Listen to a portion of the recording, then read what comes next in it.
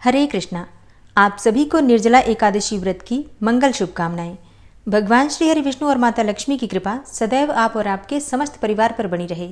आज की वीडियो में आप सुनेंगे निर्जला एकादशी व्रत की कथा और कथा के अंत में आपको निर्जला एकादशी व्रत की पूजा विधि और पारण के शुभ मुहूर्त की संपूर्ण जानकारी दी जाएगी, तो वीडियो को अंत तक जरूर देखिए। सनातन धर्म में एकादशी व्रत का बहुत अधिक महत्व है। वर्ष भर में 24 एकादशी आती हैं, एक शुक्ल पक्ष में और एक कृष्ण पक्ष में। तो हर महीने में 2 बार एकादशी का व्रत किया जाता है, लेकिन जिस वर्ष में अधिक मास लग जाता है उस वर्ष में एकादशियों की संख्या 26 हो जाती है। इन सभी एकादशियों में ज्येष्ठ मास की शुक्ल पक्ष की जो एकादशी होती है उसे सबसे अधिक महत्वपूर्ण माना जाता है, क्योंकि इस एकमात्र एकादशी का व्रत धारण करने से वर्ष भर की एकादशी का फल प्राप्त हो जाता है। निर्जला एकादशी का व्रत अत्यंत ही संयम साध्य है और कलयुग में इस व्रत को धारण करने से समस्त प्रकार के सुखों की प्राप्ति होती है। अर्थ, धर्म, काम और मोक्ष चारों पदार्थों की प्राप्ति मात्र निर्जला एकादशी का व्रत धारण करने से प्राप्त हो जाता है।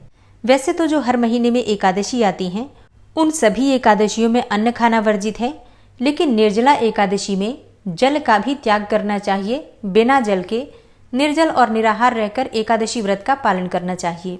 निर्जला एकादशी व्रत का पौराणिक महत्व और व्याख्यान भी कम रोचक नहीं है। जब सर्वज्ञ वेद व्यास जी ने पांडवों को चारों पुरुषार्थ धर्म, अर्थ, काम और मोक्ष देने वाले एकादशी व्रत का संकल्प कराया था, तब युधिष्ठिर ने भगवान श्री कृष्ण से कहा, हे जनार्दन, ज्येष्ठ मास के शुक्ल पक्ष में जो एकादशी पड़ती हो, कृपया उसका वर्णन कीजिए।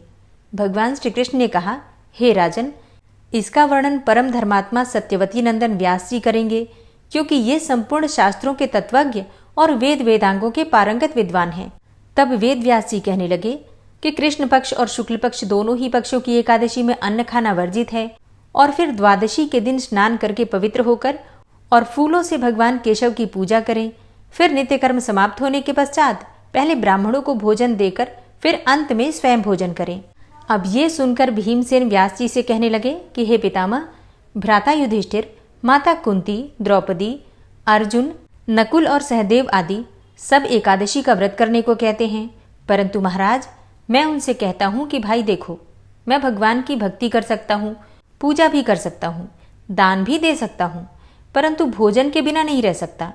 इस पर व्यास जी कहने लगे कि हे भीमसेन, यदि तुम नरक को बुरा और स्वर्ग को अच्छा समझते हो तो प्रतिमास की दोनों एकादशियों को अन्न मत खाया करो। भीम कहने लगे कि हे पितामह, मैं तो पहले ही कह चुका हूँ कि मैं भूख सहन नहीं कर सकता। यदि वर्ष भर में कोई एक ही व्रत हो तो वो मैं रख सकता हूँ, क्योंकि मेरे पेट में वृक नाम वाली अग्नि है, सो मैं भोजन किए बिना नहीं रह सकता। भोजन करने से वो शांत रहती है, इसीलिए पूरा उपवास तो क्या, एक समय भी बिना भोजन किए रहना मेरे लिए कठिन है। अतः आप मुझे कोई ऐसा व्रत बताइए जो वर्ष भर में केवल एक ही बार करना पड़े और मुझे स्वर्ग की प्राप्ति हो जाए। श्री व्यास जी कहने लगे कि हे पुत्र, बड़े बड़े ऋषियों ने बहुत से शास्त्रादि बनाए हैं, जिनसे कि बिना धन के थोड़े परिश्रम से ही स्वर्ग की प्राप्ति हो सकती है। इसी प्रकार शास्त्रों में दोनों पक्षों की एकादशी का व्रत मुक्ति के लिए रखा जाता है। अब व्यास जी के वचन सुनकर भीमसेन नरक में जाने के नाम से ही भयभीत हो गए और कांप कर कहने लगे कि अब क्या करूं, मास में 2 व्रत, ये तो मैं नहीं कर सकता। हाँ, वर्ष भर में अगर कोई एक ही व्रत हो तो वो करने का प्रयत्न मैं अवश्य ही कर सकता हूँ। अतः वर्ष में यदि एक दिन व्रत करने से मेरी मुक्ति हो जाए तो कोई ऐसा व्रत बताइए। अब ये सुनकर व्यास जी कहने लगे कि वृषभ और मिथुन की संक्रांति के बीच ज्येष्ठ मास के शुक्ल पक्ष की जो एकादशी आती है उसका नाम निर्जला है। तुम उस एकादशी का व्रत कर लो। इस एकादशी के व्रत में स्नान और आचमन के सिवा जल लेना वर्जित है, और आचमन में भी 6 मासे से अधिक जल नहीं होना चाहिए, अन्यथा वह मद्यपान के सदृश हो जाता है। इस दिन भोजन नहीं करना चाहिए, क्योंकि भोजन करने से व्रत नष्ट हो जाता है। यदि एकादशी को सूर्योदय से लेकर द्वादशी के सूर्योदय तक जल ग्रहण न करें तो उसे सारी एकादशियों के व्रत का फल प्राप्त होता है। द्वादशी को सूर्योदय से पहले उठकर स्नान आदि करके ब्राह्मणों को दान करना चाहिए। इसके पश्चात भूखे और सत्पात्र ब्राह्मणों को भोजन कराकर फिर आप भोजन कर लेना चाहिए। इसका फल 1 वर्ष की संपूर्ण एकादशियों के बराबर होता है। व्यास जी कहने लगे कि हे भीमसेन, यह मुझको स्वयं भगवान ने बताया है। इस एकादशी का पुण्य समस्त तीर्थों और दानों से अधिक है। केवल एक दिन मनुष्य निर्जल रहने से पापों से मुक्त हो जाता है। जो मनुष्य निर्जला एकादशी का व्रत करते हैं उनकी मृत्यु के समय यमदूत आकर नहीं घेरते, वरन भगवान के पार्षद उसे पुष्पक विमान में बिठाकर स्वर्ग को ले जाते हैं। अतः संसार में सबसे श्रेष्ठ निर्जला एकादशी का व्रत है। इसीलिए यत्न के साथ इस व्रत को अवश्य करना चाहिए। उस दिन ओम नमो भगवते वासुदेवाय इस मंत्र का उच्चारण करना चाहिए और गौदान करना चाहिए। इस प्रकार व्यास जी की आज्ञा के अनुसार भीमसेन ने इस व्रत को किया। इसीलिए इस एकादशी को भीमसेनी एकादशी या पांडव एकादशी भी कहते हैं। निर्जला व्रत करने से पहले भगवान से प्रार्थना करें कि हे भगवान, आज मैं निर्जला व्रत करता हूँ, दूसरे दिन भोजन करूँगा। मैं इस व्रत को श्रद्धापूर्वक करूँगा, अतः आपकी कृपा से मेरे सब पाप नष्ट हो जाएं। इस दिन जल से भरा हुआ एक घड़ा वस्त्र से ढककर स्वर्ण सहित दान करना चाहिए। जो मनुष्य इस व्रत को करते हैं उनको करोड़ पल सोने के दान का फल मिलता है, और जो इस दिन यज्ञादिक करते हैं उनका फल तो वर्णन ही नहीं किया जा सकता। इस एकादशी के व्रत से मनुष्य विष्णु लोक को प्राप्त होता है, और जो मनुष्य इस दिन अन्न खाते हैं वे चांडाल के समान हैं। वे अंत में नरक में जाते हैं। जिसने निर्जला एकादशी का व्रत किया है वो चाहे ब्रह्म हत्यारा हो, मद्यपान करता हो, चोरी की हो या गुरु के साथ द्वेष किया हो, मगर इस व्रत के प्रभाव से स्वर्ग जाता है। हे कुंती नंदन, निर्जला एकादशी के दिन श्रद्धालु स्त्री और पुरुषों के लिए जो विशेष दान और कर्तव्य विहित हैं उन्हें सुनो। उस दिन जल में शयन करने वाले भगवान विष्णु का पूजन और जलमयी धेनु का दान करना चाहिए, अथवा प्रत्यक्ष धेनु या घृतमयी धेनु का दान उचित है। पर्याप्त दक्षिणा और भांति भांति के मिष्टानों द्वारा यत्नपूर्वक ब्राह्मणों को संतुष्ट करना चाहिए। ऐसा करने से ब्राह्मण अवश्य संतुष्ट होते हैं और उनके संतुष्ट होने पर श्री हरि मोक्ष प्रदान करते हैं। जिन्होंने शम, दम और दान में प्रवृत्त होकर श्रीहरि की पूजा और रात्रि में जागरण करते हुए निर्जला एकादशी का व्रत किया है, उन्होंने अपने साथ ही बीती हुई 100 पीढ़ियों को और आने वाली 100 पीढ़ियों को भगवान वासुदेव के परम धाम में पहुंचा दिया है। निर्जला एकादशी के दिन अन्न, वस्त्र, गौ, जल, शैया, सुंदर आसन, कमंडलू तथा छाता दान करना चाहिए। जो श्रेष्ठ तथा सुपात्र ब्राह्मण को जूता दान करता है वह सोने के विमान पर बैठकर स्वर्गलोक में प्रतिष्ठित होता है। जो इस एकादशी की महिमा को भक्तिपूर्वक सुनता अथवा वर्णन करता है वह स्वर्गलोक में जाता है। चतुर्दशी युक्त अमावस्या को सूर्य ग्रहण के समय श्राद्ध करके मनुष्य जिस फल को प्राप्त करता है वही फल इस कथा के श्रवण मात्र से प्राप्त हो जाता है। हे भीमसेन, पहले दंत धावन करके ये नियम लेना चाहिए कि मैं भगवान केशव की प्रसन्नता के लिए एकादशी को निराहार रहकर आचमन के सिवा दूसरे जल का भी त्याग करूंगा। द्वादशी को देवेश्वर भगवान विष्णु का पूजन करना चाहिए। गंध, धूप, पुष्प और सुंदर वस्त्र से विधि पूर्वक पूजन करके जल के घड़े के दान का संकल्प करते हुए इस प्रकार से मंत्र बोलना चाहिए। संसार सागर से तारने वाले हे देव ऋषिकेश, इस जल के घड़े का दान करने से आप मुझे परम गति की प्राप्ति कराइए। हे भीमसेन, ज्येष्ठ मास में शुक्ल पक्ष की जो शुभ एकादशी होती है उसका व्रत निर्जल ही करना चाहिए, और उस दिन श्रेष्ठ ब्राह्मणों को शक्कर के साथ जल के घड़े का दान करना चाहिए। ऐसा करने से मनुष्य भगवान विष्णु के समीप पहुंचकर आनंद का अनुभव करता है। तत्पश्चात द्वादशी को ब्राह्मण भोजन कराने के बाद स्वयं भोजन करना चाहिए। जो इस प्रकार पूर्ण रूप से पापनाशिनी एकादशी का व्रत करता है वह सब पापों से मुक्त होकर आनंदमय पद को प्राप्त करता है। ज्येष्ठ मास की शुक्ल पक्ष की एकादशी के दिन ही भगवान श्री कृष्ण ने देवी रुक्मिणी का हरण किया था, अतः ये एकादशी रुक्मिणी हरण एकादशी के नाम से भी जानी जाती है। हरे कृष्णा। प्रेम से बोलिए भगवान श्री कृष्ण की जय। और अब आप सुनेंगे एकादशी माता की कथा। एकादशी का व्रत एकादशी माता की कथा सुने बिना अधूरा ही माना जाता है, इसलिए पूरे श्रद्धा भाव से एकादशी माता की कथा भी जरूर सुननी चाहिए। एकादशी माता की कथा के अनुसार मुर नामक एक दैत्य था। रावण और कंस की तरह वो भी बड़ा आतंक मचाता था और स्वर्ग में देवों सहित सभी को पीड़ा देता था। सब लोग उससे रक्षा मांगकर श्रीमन नारायण की शरण में गए। भगवान ने कहा, मैं उसे संभालता हूँ, तुम चिंता मत करो। सभी देवताओं को आश्वासन देकर भगवान मुर के साथ युद्ध करने लगे, लेकिन अपनी सारी शारीरिक शक्ति लगाकर भी भगवान विष्णु कुछ नहीं कर सके। भगवान को युद्ध के मैदान से पलायन करना पड़ा। तब वे हिमालय की एक गुफा में जाकर छुप गए। मुर भी उनका पीछा करते हुए वहीं पहुंच गया। भगवान ने ध्यान करना शुरू किया और उनके मन से एक शक्ति उत्पन्न की, उनकी मानसिक शक्ति, और इस शक्ति ने बाहर आकर मुर को अपनी तलवार से मार डाला। हम जानते हैं कि शरीर में 10 इंद्रियां हैं, 5 ज्ञानेंद्रिय और 5 कर्मेंद्रिय। 11वीं इंद्रिय है मन। संस्कृत में एकादशी का अर्थ है 11। चूंकि यह देवी उनके मन अर्थात भगवान की 11वीं इंद्रिय से निकली थी, इसलिए भगवान ने उन्हें एकादशी के नाम से पुकारा। एकादशी माता की उत्पत्ति का दिन उनके नाम से ही जाना जाने लगा। माता एकादशी के अंतिम चरण के दौरान उत्पन्न हुई थी, इसलिए इसे जयंती कहते हैं, और उन्होंने द्वादशी के पहले चरण के दौरान दैत्य को मार डाला था, इसे स्मरंती कहते हैं। अब एकादशी के दिन व्रत क्यों करना चाहिए, भोजन क्यों नहीं करना चाहिए, तो इस बारे में भगवान ने घोषणा की कि एकादशी के दौरान देवी के इस महान कार्य के कारण पूरे जगत में कोई भी पाप नहीं रहेगा। लेकिन पाप तो पहले से ही है। जब उसने यह सुना तो पाप पुरुष आश्रय की तलाश में इधर उधर भागने लगा। एकादशी के दौरान वह कहाँ रहेगा? वह जहां भी गया सभी ने उसे आश्रय देने से इनकार कर दिया। तब अंत में भोजन अर्थात अन्न एकादशी के दौरान उसे आश्रय देने के लिए सहमत हो गया। इसके बारे में एक श्लोक है, यानि कानि च पापानि ब्रह्महत्यादिकानि च अन्नमाश्रित्य सर्वाणि तिष्ठन्ति हरिवासरे अघम स केवलम भुंक्ते यो भुंक्ते हरिवासरे। तो एकादशी के दौरान सभी पाप भोजन में ही आश्रय लेते हैं, और जो कोई मनुष्य इस दौरान यानी एकादशी के दौरान भोजन करता है, ये पाप उस व्यक्ति में प्रवेश करेंगे और रोग, समस्या, हानि, परेशानी इत्यादि बन जाएंगे। इसलिए एकादशी के दिन व्रत धारण करना चाहिए। भगवान विष्णु ने कहा कि जो भी मनुष्य एकादशी के दिन व्रत धारण करेगा उसके समस्त पाप नष्ट हो जाएंगे और उसे अंत में विष्णुलोक की भी प्राप्ति होगी। एकादशी को विष्णु भगवान की कन्या भी कहा जाता है, क्योंकि वह भगवान की मानस पुत्री हैं। उनकी मूर्ति पुरी जगन्नाथ मंदिर और द्वारका धाम में भी है। भगवान के धर्म की रक्षा के लिए जितने भी अवतार हैं वे सभी एकादशी के दिन ही हुए हैं, इसलिए यह इतना पवित्र दिन है।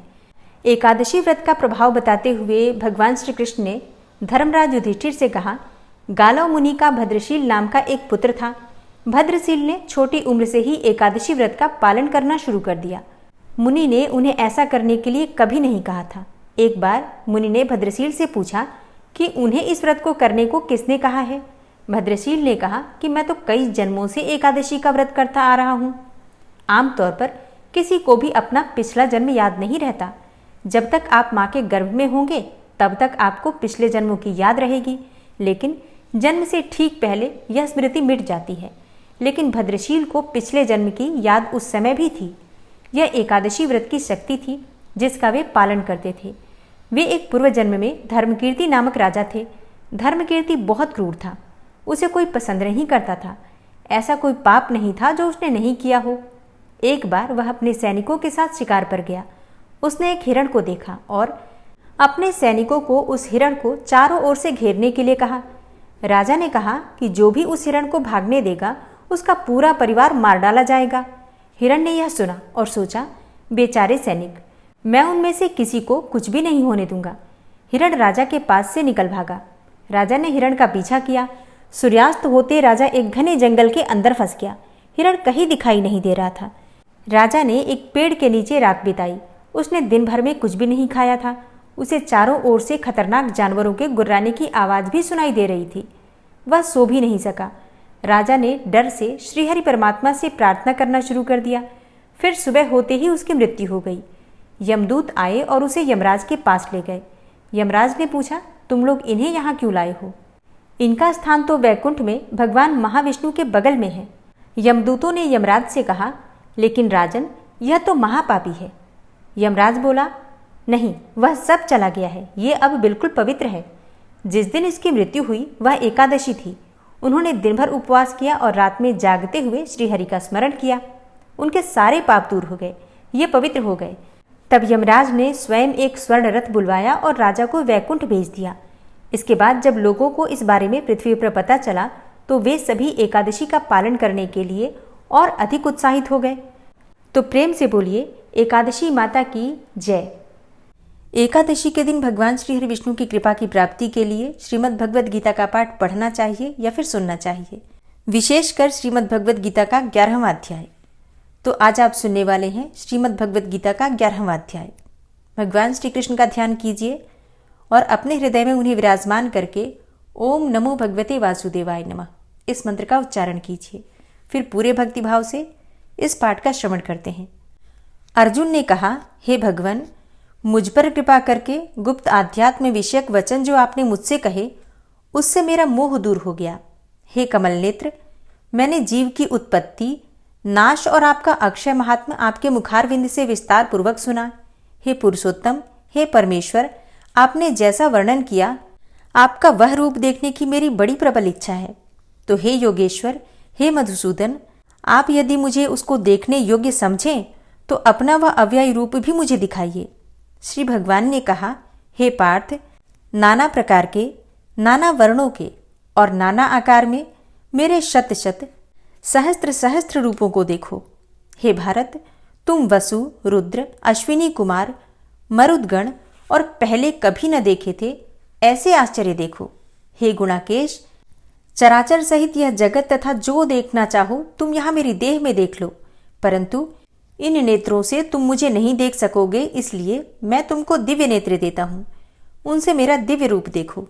संजय ने धृतराष्ट्र से कहा कि हे राजन, इस प्रकार श्री कृष्णचंद्र जी ने अर्जुन से कहा और दिव्य दृष्टि देकर अपना अलौकिक रूप दिखाया। उस विश्वरूप के अनेकों मुख, नेत्र और अद्भुत दृश्य थे और उसमें अनेकों सुंदर सुंदर आभूषण और आयुध सुसज्जित थे। देह पर दिव्य गंध और वस्त्र लगे थे। उस समस्त आश्चर्य में अनंत देव के सब और मुख दिखाई देते थे। आकाश में यदि हजारों सूर्यों की प्रभा एक साथ हो तो उस महात्मा की प्रभा की समता न कर सके। उस समय अर्जुन ने देवाधिदेव के शरीर में अनेकों प्रकार से विकल समस्त जगत को एकत्रित देखा। अर्जुन आश्चर्यचकित हो गया, शरीर रोमांचित हो गया। उसने शीश नवाकर हाथ जोड़कर कहा, हे देव, तुम्हारी देह में सब दोष, भिन्न भिन्न प्राणियों के समुदाय, कमलासन पर बैठे हुए देवताओं के ईश ब्रह्मा, संपूर्ण ऋषि और दिव्य सर्पों को मैं देखता हूँ।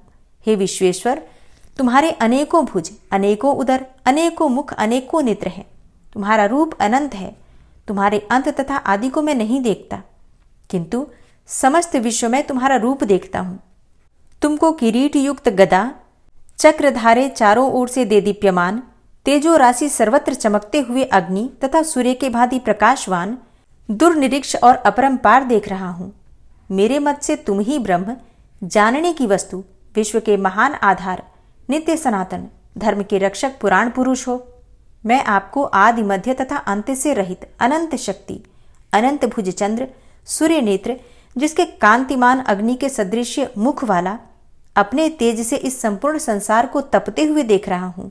हे महात्मन, पृथ्वी और आकाश के मध्य की वह अनंत और संपूर्ण दिशाएं आपसे व्याप्त हो रही हैं। आपके इस अद्भुत और उग्र रूप को देखकर तीनों लोग भयभीत हो रहे हैं। यह देवताओं के समूह तुम्हारी शरण में आ रहे हैं। उनमें कितने ही भयभीत होकर हाथ जोड़कर तुम्हारी प्रार्थना कर रहे हैं। महर्षियों और सिद्धों का समूह स्वस्ति कहकर नाना प्रकार से तुम्हारी प्रशंसा कर रहा है। रुद्र, आदित्य, वसु, साध्य, विश्वदेव, अश्विनी, मारुत पिता, गंधर्व, यक्ष, असुर, सिद्ध और इनके संग विस्मित होकर आपकी ओर देख रहे हैं। हे महाबाहो, अनेकों नेत्र, बहुजांग, पेट, कराल, दंत युक्त तुम्हारा यह विशाल रूप देखकर सब अत्यंत भयभीत हो रहे हैं और मैं भी घबरा रहा हूँ। आकाश तक पहुंचे हुए प्रकाशमान और अनेकों वर्ष से फैलाए हुए मुख के जलने वाले विशाल नेत्रयुक्त तुमको देखकर हे विष्णु, मेरा जी घबरा रहा है। मुझसे धैर्य धरा नहीं जाता और चित्त स्थिर नहीं होता। हे देवेश, हे जगन निवास, भयंकर दाढ़ों वाले और कालाग्नि के सदृश आपके मुखों को देखकर मुझे दिशाएं नहीं सूझती। मैं शांति नहीं पाता, इसलिए मुझ पर दया करो। धृतराष्ट्र के दुर्योधन आदि पुत्र अपने साथ राजाओं और भीष्म, द्रोण और कर्ण तथा हमारी ओर के मुख्य मुख्य योद्धा बड़ी बड़ी दाढ़ों से युक्त विकराल आपके मुख में प्रवेश कर रहे हैं और उनमें कितने लोग आपके दांतों से दबकर ऐसे दिखाई देते हैं मानो उनका शरीर चूर्ण हो गया हो। जैसे नदियों की अनेकों जलधाराएं समुद्र की ओर बहती हैं, वैसे ये मनुष्य लोक के वीर आपके मुखों में प्रवेश कर रहे हैं। अग्नि में पतंग की तरह सब लोग भी अपने नाश के लिए आपके मुख में बड़ी तेजी से प्रवेश कर रहे हैं। हे विष्णु, जलते हुए मुखों से चारों ओर से सब वीरों को निगलकर आप जीभ चाट रहे हैं। आपकी तीक्ष्ण प्रभाएं समस्त संसार को तेज से व्याप्त करके तृप्त हो रही हैं। यह भयानक रूपधारी कौन है, यह मुझसे कहो। हे देववर, आपको नमस्कार है। मुझ पर प्रसन्न हो। हे जगतकर्ता आदि पुरुष, आपको जानने की मैं इच्छा रखता हूँ, क्योंकि आपकी यह प्रवृत्ति मेरी समझ में नहीं आती है। श्री भगवान बोले, संसार का नाश करने वाला मैं उग्र काल हूँ, सबका संहार करने के लिए आया हूँ। तुम्हारे युद्ध न करने पर भी ये वीर जीवित न रह सकेंगे। अतएव तुम उठो, शत्रुओं का संहार कर यश को लेकर इस समृद्धशाली राज्य का भोग करो। हे सव्यसाचिन, उनको मैंने पहले ही मार रखा है, तुम केवल निमित्त मात्र हो जाओ। मेरे मारे हुए द्रोण, भीष्म, जयद्रथ, कर्ण और अन्य योद्धाओं को मारो। घबराओ मत, युद्ध करो, तुम संग्राम में शत्रुओं को जीतोगे। संजय ने कहा। इस प्रकार श्री कृष्ण जी के वचन सुनकर मुकुटधारी अर्जुन हाथ जोड़ कंपित और भयभीत हुए साष्टांग प्रणाम कर नम्रतापूर्वक बोले, हे ऋषिकेश, आपके गुणगान करने से सब संसार प्रसन्न और प्रेम मग्न हो रहा है। राक्षस डरकर दिशाओं की ओर भाग रहे हैं और सिद्ध आपको नमस्कार करते हैं, सो ठीक ही है। हे महात्मन, हे अनंत, हे देवाधिदेव, हे जगन्निवास, आप ब्रह्म से भी श्रेष्ठ हो। आपको देवता क्यों न नमस्कार करें। व्यक्त और अव्यक्त आप हो तथा इन दोनों से परे अक्षर भी आप हो। हे अनंत, आप आदिदेव हो, पुरातन पुरुष हो, विश्व के परम आधार हो, ज्ञाता और ज्ञेय हो, श्रेष्ठ स्थान आप हो, विश्व का विस्तार करने वाले भी आप ही हो।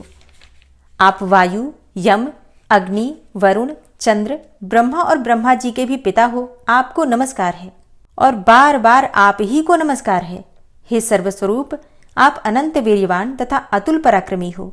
आप जगत में व्याप्त हो, इसलिए स्वरूप हो। तुम्हारी महिमा को न जानकर मैंने तुमको अपना मित्र मानकर हे कृष्ण, हे सखे, ऐसे जो तिरस्कार से कहा, सो प्रमाद से अथवा स्नेह से हे अच्युत, तुमसे इन बोलों की क्षमा मांगता हूँ, जो कि परिहास से विहार, सोने, बैठने और भोजन के समय अकेले अथवा मित्रों के मध्य में तुम्हारा कभी अपमान किया है। तुम इस स्थावर जंगम रूप से पिता, पूज्य और महान गुरु हो। त्रिलोकी में भी तुम्हारे समान कोई नहीं है। तुमसे अधिक अतुल प्रभाव कहाँ से होगा। इसलिए हे ईश, तुमको शीश झुकाकर प्रणाम करता हूँ, मुझ पर कृपा करो। हे देव, जैसे पिता पुत्र के, मित्र मित्र के और प्रिय प्रिया के अपराध क्षमा करता है, वैसे ही तुम मेरे अपराध क्षमा करो। हे देव, पहले कभी नहीं देखा ऐसा आपका रूप देखकर मैं प्रसन्न हूँ और भय से मेरा मन व्याकुल भी है, इसलिए वही पहला रूप मुझे दिखाओ। और हे देवेश, हे जगन्निवास, आप प्रसन्न हो। हे सहस्त्रबाहु, हे विश्वमूर्ति, मैं फिर आपको वही किरीट, गदा, औश्र, हाथ में चक्र धारण किए हुए देखना चाहता हूँ। तब श्री कृष्ण भगवान ने कहा, हे अर्जुन, मैंने प्रसन्न होकर यह तेजोमय, अनंत, आद्य और विश्वरूप अपने योग के प्रभाव से तुमको दिखलाया है, जिसको तुम्हारे अतिरिक्त पहले किसी ने नहीं देखा था। हे पांडवों में श्रेष्ठ, मनुष्य लोक में तुम्हारे सिवाय कोई वेदों के अध्ययन, दान, अग्निहोत्र आदि और घोर तप करके भी यह रूप धारण किए मुझको नहीं देख सकता। मेरा ऐसा भयानक रूप देखकर तुम व्याकुल और मूढ़ न हो। भय त्याग कर प्रसन्न चित्त होकर फिर तुम मेरा वही रूप देखो। संजय ने कहा। इतना कहकर श्री कृष्ण जी ने फिर से चतुर्भुज रूप दिखलाया और सौम्य रूप धारण करके महात्मा ने अर्जुन को धीरज बंधाया। अर्जुन ने कहा, हे जनार्दन, आपके सौम्य दिव्य मंगल रूप को देखकर अब मैं प्रसन्न चित्त होकर स्वस्थता को प्राप्त हुआ। श्री कृष्ण जी बोले, हे अर्जुन, जो मेरा यह विश्वलय रूप तुमने देखा है, इसका दर्शन संभव नहीं है। देवता भी इस लय के दर्शन की आकांक्षा करते हैं। हे अर्जुन, जैसा मेरा लय तुमने देखा है, ऐसे लय को वेदाध्ययन, तप व यज्ञ आदि कर्म द्वारा देखना भी असंभव है। हे अर्जुन, हे परंतप, मेरा जो विश्वलय है, इसको मनुष्य अनन्य भक्ति के द्वारा जान सकते हैं और तत्व ज्ञान द्वारा इसमें लीन हो सकते हैं। हे अर्जुन, जो कोई मनुष्य मेरी ही भक्ति के लिए कर्म करते हैं, मुझे सर्वोत्तम मानते हैं, मुझ में भक्ति रखते हैं, सांसारिक संगी से मुख मोड़ चुके हैं, संपूर्ण प्राणी मात्र से वैर त्याग चुके होते हैं, वे ही मुझको प्राप्त हो सकते हैं। प्रेम से बोलिए जगत गुरु भगवान श्री कृष्ण की जय। परम भक्त अर्जुन की जय। साल 2024 में निर्जला एकादशी का व्रत रखेंगे 18 जून 2024 को, यानी कि मंगलवार के दिन। हालांकि एकादशी तिथि का प्रारंभ 17 जून को ही हो जाएगा। 17 जून को प्रातःकाल 4:43 पर एकादशी तिथि प्रारंभ हो रही है और एकादशी तिथि समाप्त हो रही है 18 जून को सुबह 6:24 पर। तो दोनों ही दिन सूर्योदय काल में एकादशी तिथि मानी जाएगी। लेकिन 18 जून की एकादशी द्वादशी युक्त है, इसलिए 18 जून मंगलवार की एकादशी श्रेष्ठ मानी जाएगी।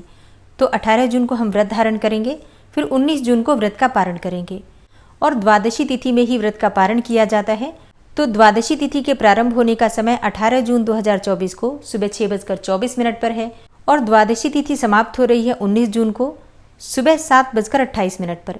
तो व्रत का पारण करने का जो शुभ मुहूर्त आपको प्राप्त हो रहा है 19 जून 2024 बुधवार के दिन सुबह 5:24 से सुबह 7:28 के बीच में। ये कुल 2 घंटे का समय है। इसी समय में आपको अपना व्रत खोलना है, क्योंकि 7:28 पर द्वादशी तिथि समाप्त हो जाएगी।